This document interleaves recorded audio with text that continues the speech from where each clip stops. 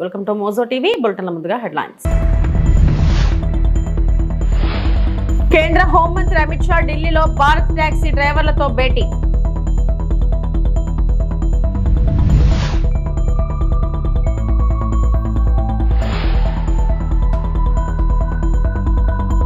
పెరంబూర్ నుంచి విజయ్ పోటీకి TVK green signal.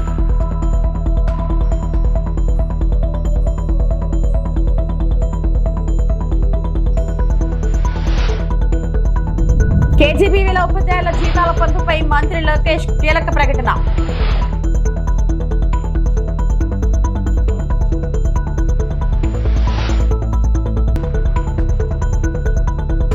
అదుపు తప్పి వాగులో పడిన బస్సు, పలువురికి గాయాలు.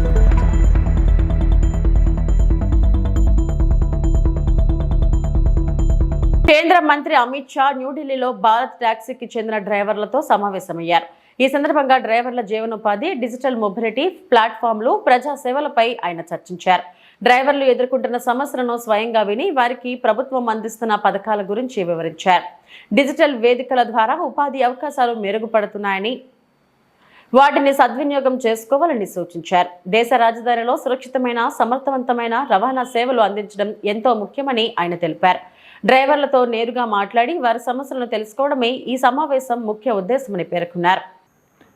वो जो कंपनियां हैं, वो कंपनियां चलाने का उद्देश्य मालिक को धनी बनाना है. मेरी बात सच है या नहीं है? हमारा भी उद्देश्य मालिक को धनी बनाना है. फर्क इतना है कि मालिक आप हो. आप मेरी बात समझ रहे हैं? सिर्फ 500 रुपया आपको इन्वेस्ट करना है. 3 साल के बाद क्या होगा? भारत टैक्सी 1 रुपया कमाएगी. मानो भारत टैक्सी 25 करोड़ रुपया कमाई, तो 25 करोड़ में से 20%, 5 करोड़ रुपया ये भारत टैक्सी के अकाउंट में आप लोगों की पूंजी के नाते जमा हो जाएगा. और 80% पैसा किसने कितना किलोमीटर टैक्सी चलाई इसके हिसाब से वापिस आपके अकाउंट में डाल दिया. मेरी बात गले उतर रही है ना भैया? तो अभी तो आपको जो निश्चित किराया मिलना ही मिलना है, मगर आप तो मालिक हो भाई, तो मुनाफे में भी आपका हिस्सा होना चाहिए या नहीं होना चाहिए? तो ये हिस्सा आने वाला, मगर पहले 3 साल तक थोड़ा धैर्य रखना पड़ेगा. जैसे एक बच्चा होता है, हम प्यार से लालन पालन करते हैं, करते करते बच्चा 30-40 साल का होता है, हम वृद्ध होते हैं. हमने इसका लालन पालन किया, बाद में वो हमारा लालन पालन करता है. तो पहले 3 साल आपको धैर्य रखना पड़ेगा. इसलिए क्योंकि ये एडवर्टाइज करना, इसको एस्टैब्लिश करना, ये प्राइवेट कंपनी इस पर जो నటుడి నుంచి రాజకీయ నాయకుడిగా మారిన విజయ్ నేతృత్వంలోని తమిళేజ్ వెట్రి కాజుగా టీవీకే కార్యవర్గ సమావేశం వెల్లూరులో ఘనంగా జరిగింది. కఠిన భద్రతా ఏర్పాట్ల మధ్య సుమారు 4900 మంది ప్రతినిధులు పాల్గొన్నారు. ఈ సమావేశం ద్వారా పార్టీ సంస్థాగత బలాన్ని ప్రదర్శించింది. అయితే ముఖ్య రాజకీయ అంశంగా టీవీకే అధ్యక్షుడు విజయ్ ఉత్తర చెన్నైలోని పెరంబూర్ అసెంబ్లీ నియోజకవర్గం నుంచి పోటీ చేయాలనే తీర్మానం ఆమోదించబడింది. పార్టీ సీనియర్ నాయకులు కూడా విజయ్కు పెరంబూర్ నుంచి పోటీ చేయాలనే ఆసక్తి ఉందని సంకేతాలు ఇచ్చారు. ఇది ప్రస్తుతం అధికారంలో ఉన్న ద్రవిడ మున్నేట్ర కజగం బలమైన ప్రాంతంగా భావించబడుతుంది. దీంతో వెల్లూరులో శక్తి ప్రదర్శన చేసిన టీవీకే దృష్టి ఇప్పుడు పెరంబూర్ ఎన్నికల సమర రంగంపై కేంద్రీకృతమైంది. ఈ నియోజకవర్గం టీవీకే రాజకీయ వ్యూహంలో కీలకంగా మారే అవకాశాలను కనిపిస్తున్నాయి. ఎంగ ఓటు ఎంగ ఉరిమై,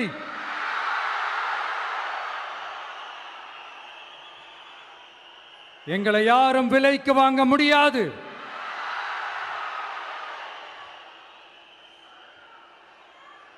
எங்க ஓட்டு விசில் சின்னத்துக்கு தான்.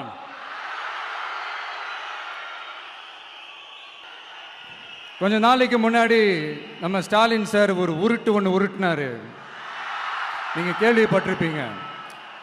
இப்போ வரப்போற எலெக்ஷன் எதுக்கான எலெக்ஷன்? நம்ம சட்டமன்றம், தமிழ்நாடு சட்டசபைக்கான ஒரு தேர்தல் இல்லையா? இதே தமிழ்நாட்டுக்கும் டெல்லிக்குமான ஒரு எலெக்ஷன் அப்படின்னு சொல்றாங்க. இன்னும் கொஞ்சம் மேலே போய் தமிழ்நாட்டுக்கும் என்டிஏவுக்குமான ஒரு எலெக்ஷன் அப்படின்னு சொல்றாங்க. என்ன சார், டெல்லியில் ஏதாவது நிற்க போறீங்களா? அப்புறம் ஏன் தமிழ்நாட்டுக்கும் டெல்லிக்குமான ஒரு எலெக்ஷன் சொல்றீங்க? அப்புறம் இது ஏதாவது பார்லிமெண்ட் எலெக்ஷனா, பிரதமர் பதவிக்கு ஏதாவது போட்டி போடுறீங்களா? அப்புறம் ஏன் அதை தமிழ்நாட்டுக்கும் என்டிஏவுக்குமான ஒரு எலெக்ஷன் சொல்றீங்க? எங்களுக்கு புரியலையே சார், இது என்ன லாஜிக்னு எங்களுக்கு புரியலையே. எந்த எலெக்ஷனை எப்படி டீல் பண்ணணும், எப்படி ஹேண்டில் பண்ணணுன்றது நம்ம தமிழ்நாட்டு மக்களுக்கு தெளிவாக தெரியும். நம்ம தமிழ்நாட்டு மக்கள் மாதிரி ஒரு தெளிவான மக்களை நீங்க பார்க்கவே முடியாது. சூப்பர் கிளாரிட்டியோட சூப்பர் மக்கள் சார் நம்ம மக்கள். இந்த போருக்கு போறதுக்கு முன்னாடி தான் இந்த படை பரிவாரங்களோட போவாங்கன்னு கேள்விப்பட்டிருக்கிறேன். ஆனா நீங்க என்னடானா இந்த ஒன்றுத்துக்கும் உதவாத இந்த பால் டப்பாவை உருட்டிக்கிட்டு இருக்கீங்களே சார். உண்மையிலே இந்த எலெக்ஷன் எதுக்கான எலெக்ஷன் சொல்லட்டுமா? தமிழ்நாட்டு மக்களுக்கும் ஊழலுக்கும் நடக்கிற போர், தமிழ்நாட்டு மக்களுக்கும் லஞ்சத்துக்கும் நடக்கிற போர், தமிழ்நாட்டு மக்களுக்கும் இந்த நிர்வாகத்தை சரியா செய்யாத இந்த திமுக அரசுக்கும் நடக்கிற போர், அதாவது தமிழ்நாட்டு மக்களுக்கும் உங்க ஆட்சிக்கும் நடக்கிற போர், தமிழ்நாட்டு மக்களுக்கும் ஸ்டாலின் சாருக்கும் நடக்கிற போர். இன்னும் சுருக்கமா சொல்லணும்னா விஜய்க்கும் ஸ்டாலின் சாருக்கும் நடக்கிற போர்.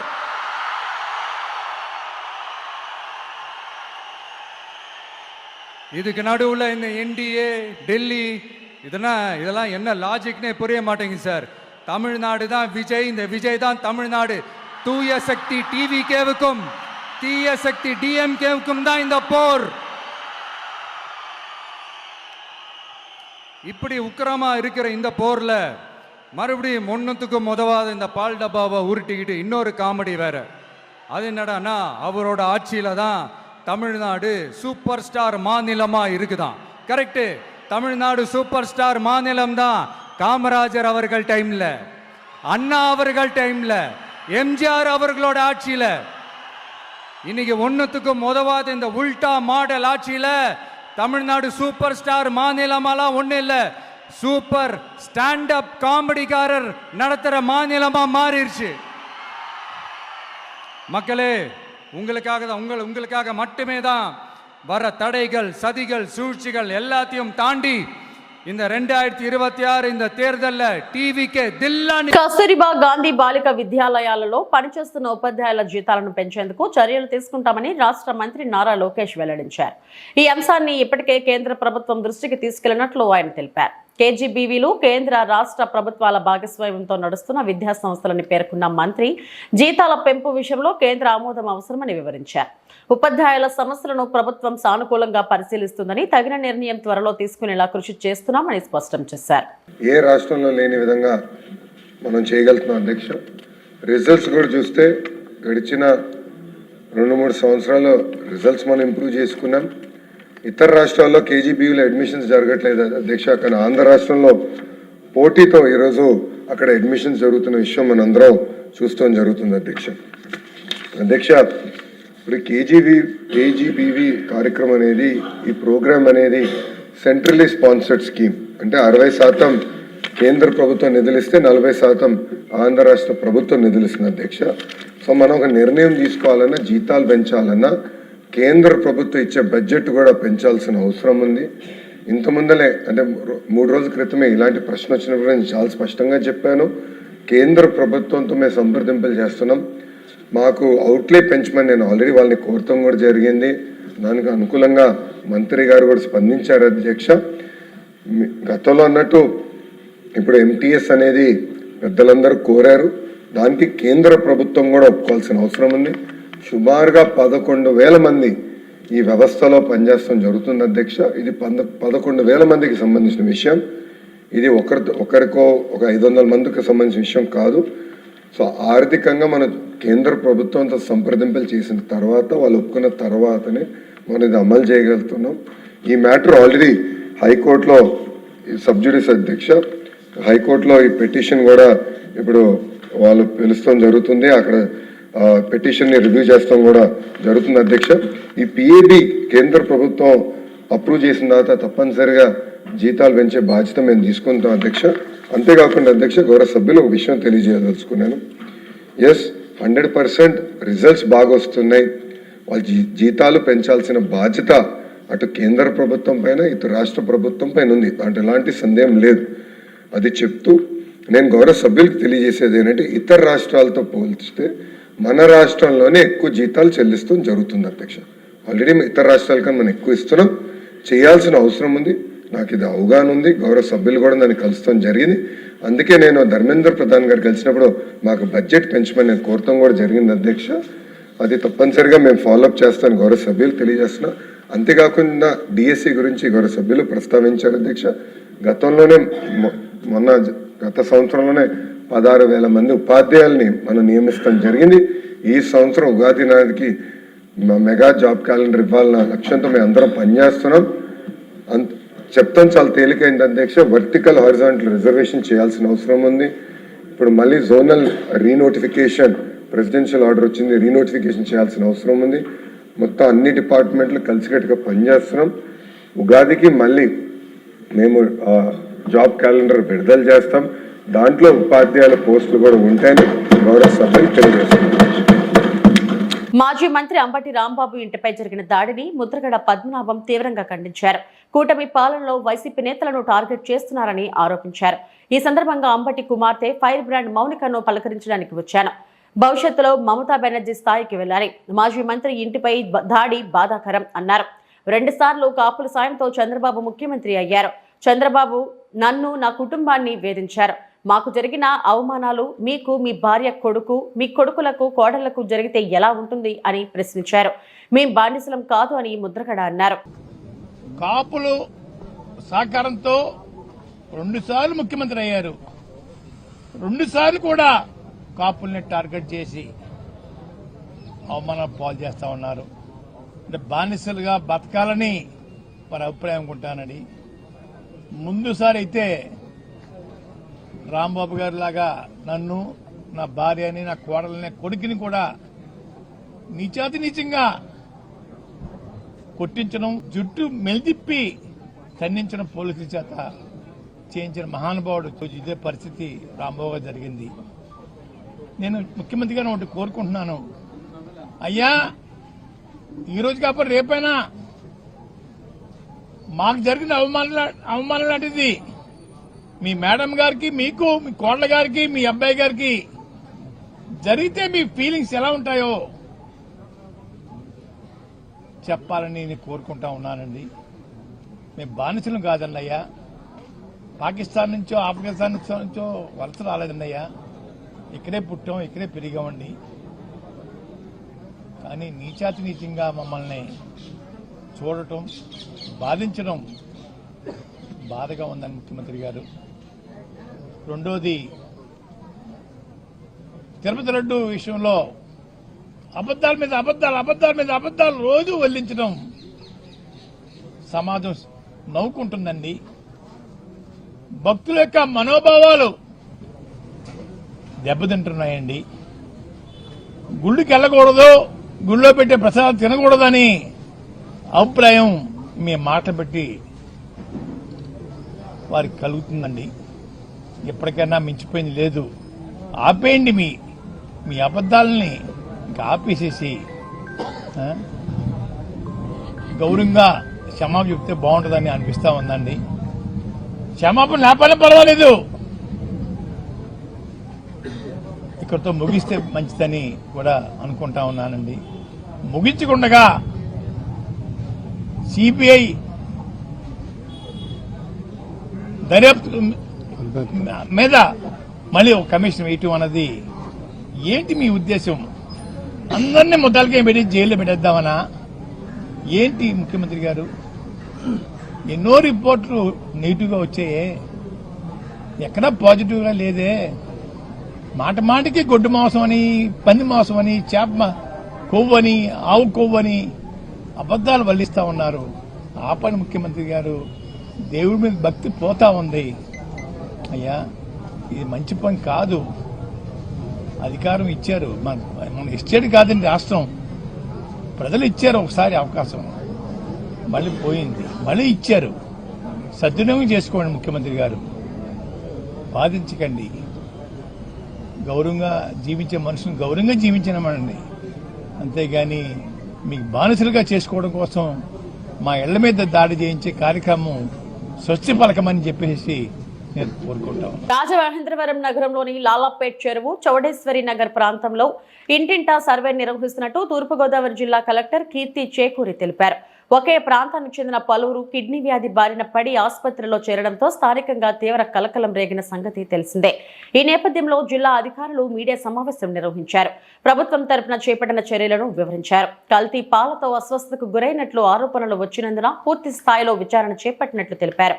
పాలు పోసిన వ్యాపారిని అదుపులోకి తీసుకుని విచారిస్తున్నామన్నారు. గోదావరి జిల్లాలో నిన్నటి నుంచి మన దృష్టికి అక్యూట్ రీనల్ ఫెయిల్యూర్తో పేషెంట్స్ మన రాజమండ్రిలో వివిధ హాస్పిటల్స్లో జాయిన్ అయినట్టు మనకి నిన్న మధ్యాహ్నం జిల్లా యంత్రాంగానికి మన దృష్టిలోకి వచ్చినప్పటి నుంచి కూడా ఇమీడియట్గా మనం ర్యాపిడ్ రెస్పాన్స్ టీమ్ వేసి మొత్తం Chowdeshwar Nagar, Swaroop Nagar and other areas ఎక్కడైతే ఉన్నాయో సర్వే చేయడం జరిగింది. సో అన్ని సర్వేలో కూడా వాటర్ శాంపిల్స్ నుంచి అన్నీ కూడా టెస్ట్ చేయడం జరిగింది. మనకు వాటర్ ఇష్యూస్ ఇవన్నీ కూడా రూల్ అవుట్ చేసుకున్నాము. తర్వాత ఈ అందరికీ కూడా there is one common link. Different హాస్పిటల్స్లో 12 మంది వరకు మన రాజమండ్రి అర్బన్ హాస్పిటల్స్లో ఈ అక్యూట్ రీనల్ ఫెయిల్యూర్తో సఫర్ అవుతూ ఉన్నారు. కొంతమంది డయాలసిస్లో ఉన్నారు. అందరికీ కూడా ఎలివేటెడ్ రీనల్ లెవెల్స్ ఉన్నాయి. సో వీళ్ళందరికీ కూడా మనం కామన్ లింక్ చూస్తే there is one milk vendor who supplying milk to all these families. So వెంటనే పోలీస్ టీం కూడా వెళ్ళి అతన్ని కస్టడీలో తీసుకోవడం జరిగింది. ఎఫ్ఐఆర్ కూడా రిజిస్టర్ చేయడం జరిగింది. ఈ నేపథ్యంలో నిన్నే సీఎం గారు మా అందరితో రివ్యూ చేపట్టడం, స్టేట్ లెవెల్ టీంతో రివ్యూ చేపట్టడం జరిగింది. సో స్టేట్ లెవెల్ నుంచి కూడా ఎక్స్పర్ట్ టీమ్ ఇస్ హియర్. జిల్లా లెవెల్లో ఆల్ డిపార్ట్మెంట్స్, కార్పొరేషన్ తరఫు నుంచి ఇంటింటికి సర్వే చేయడము, సిమిలర్లీ మిల్క్ వెండర్ ఇచ్చిన 106 ఫ్యామిలీస్కి పాలు ఇవ్వడం జరిగింది. ఆయన పాలు సప్లై చేయడం జరిగింది. ఈ 106 ఫ్యామిలీస్లో కూడా ఎంతమంది అయితే పాలు కానీ, పెరుగు కానీ, టీ కానీ, కాఫీ కానీ కన్జ్యూమ్ చేశారో వాళ్ళందరికీ కూడా బ్లడ్ శాంపిల్స్ నిన్న నైట్ నుంచి తీస్తున్నాము. ఇప్పటి వరకు సుమారుగా 73 శాంపిల్స్ తీయడం జరిగింది, బ్లడ్ శాంపిల్స్. ఈరోజు ఈవినింగ్కి మనకి రిజల్ట్స్, బ్లడ్ శాంపిల్స్ యొక్క రిజల్ట్స్ వస్తాయి. ప్రిలిమినరీగా ఈరోజు అందరూ కూడా ఇంటింటి సర్వే ప్రకారము ఎవరికైతే ఆయన పాలు సప్లై చేశారో ప్రిలిమినరీ రిజల్ట్ ఇప్పుడు వరకు కూడా అందరూ కూడా సేఫ్గానే ఉన్నారు. అయినా సరే మనము అబండెంట్ కాషన్గా we're testing all samples. So everyday surveillance మనము ఈ ఫ్యామిలీస్ మీద చేపడుతూ ఉంటాము. So that sudden onset of any symptoms వచ్చినా సరే వెంటనే మనము ఎర్లీ ఇంటర్వెన్షన్ తీసుకుని we will be able to save life. ఇదే కాకుండా యానిమల్ హస్బెండరీ డిపార్ట్మెంట్ తరపు నుంచి ఈ పాలు ఒక 42 ఫార్మర్స్ దగ్గర నుంచి 46 యానిమల్స్ నుంచి పాలు సేకరణ జరుగుతూ ఉంది. సో ఈ పాలు సేకరణలో యానిమల్స్ దగ్గర ఉన్న కన్జ్యూమ్ చేసే గడ్డి కానీ లేదా యానిమల్ యొక్క శాంపిల్స్, తర్వాత ఫుడ్ శాంపిల్స్, ఇవి రెండు కూడా టెస్ట్ చేశారు. ఇవన్నీ కూడా ఫోరెన్సిక్ టీమ్కి ప్లస్ యానిమల్ హస్బెండరీ ల్యాబొరేటరీకి కూడా పంపించడం జరుగుతుంది. సో ఇది కాకుండా పోలీస్ వైపు నుంచి కూడా he's under custody, cases are registered and clues team వెళ్ళి కొన్ని స్పాట్లో కొన్ని శాంపిల్స్ కూడా కలెక్ట్ చేయడం జరిగింది. ఫుడ్ సేఫ్టీ డిపార్ట్మెంట్ విభాగం నుంచి ఈ పాలు, పెరుగు కూడా ఒక ఇంట్లో దొరికినాయి పాతవి, ఆ శాంపిల్స్ కూడా తీసుకుని Hyderabad and Vizag food safety ల్యాబొరేటరీస్కి పంపించడం జరిగింది. ఆ రిపోర్ట్స్ కూడా మేము త్వరలో వెయిట్ చేస్తున్నాం. You're awaiting that report. So you can SP garu wait చేస్తున్నాం. సో ఇప్పుడు ఎస్పీ గారు అయిపోయాక ఒకసారి క్వశ్చన్స్ తీసుకుందాం. Let him complete. ఆదిలాబాద్ జిల్లా ఉట్నూరు మండలం షాంపూర్ బ్రిడ్జ్ వద్ద ఆర్టీసీ బస్సు అదుపు తప్పి వాగులో బోల్తా పడింది. ఆసిఫాబాద్ డిపోకు చెందిన ఆర్టీసీ బస్సు సోమవారం ఉదయం హైదరాబాద్ నుంచి వస్తున్న క్రమంలో ఈ ప్రమాదం చోటు చేసుకుంది.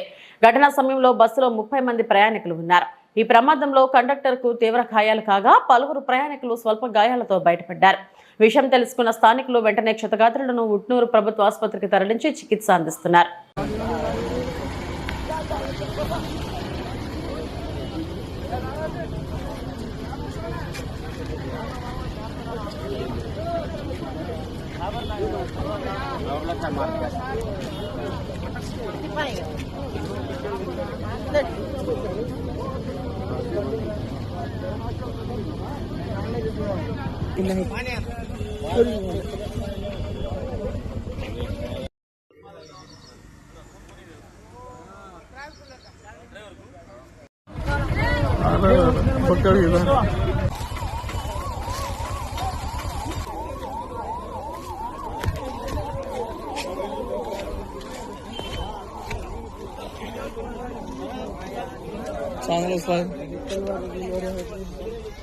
శ్రీకాళహస్తీశ్వర ఆలయంలో మహాశివరాత్రి వార్షిక బ్రహ్మోత్సవాల్లో భాగంగా స్వామి అమ్మవారి ఏకాంత సేవ ఆలయ వేద పండితులు శాస్త్రయుక్తంగా వైభవంగా జరిపారు. సైన మందిరంలో ఉమామహేశ్వరుల ఉత్సవ మూర్తులను ఉంచి ఆగమ సాంప్రదాయ పద్ధతుల్లో వివిధ రకాల పుష్పాలు నైవేద్యాలు సమర్పించి వేదోయుక్తంగా నిర్వహించారు.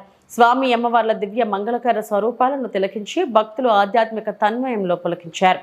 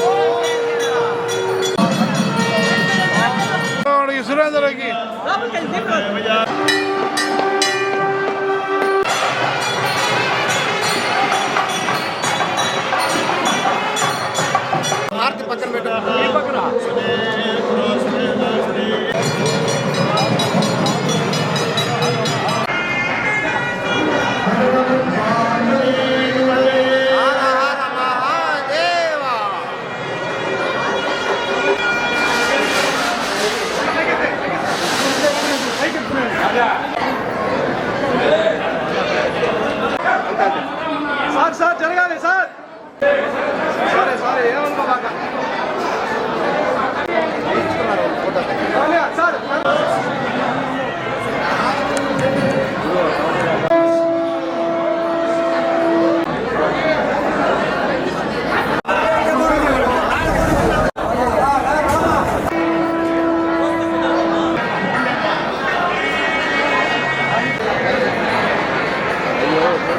గత ప్రభుత్వ హయాంలో తిరుమల లడ్డు కల్తీ అయ్యిందన్న విషయం తమని చాలా ఆవేదనకు గురిచేసిందని ముఖ్యమంత్రి చంద్రబాబు దీనిపై తగిన విచారణ జరిపి కఠిన చర్యలు తీసుకోవాలని కోరుతూ వివిధ మఠాధిపతుల నుంచి సీఎంకు లేఖలు వస్తున్నాయి.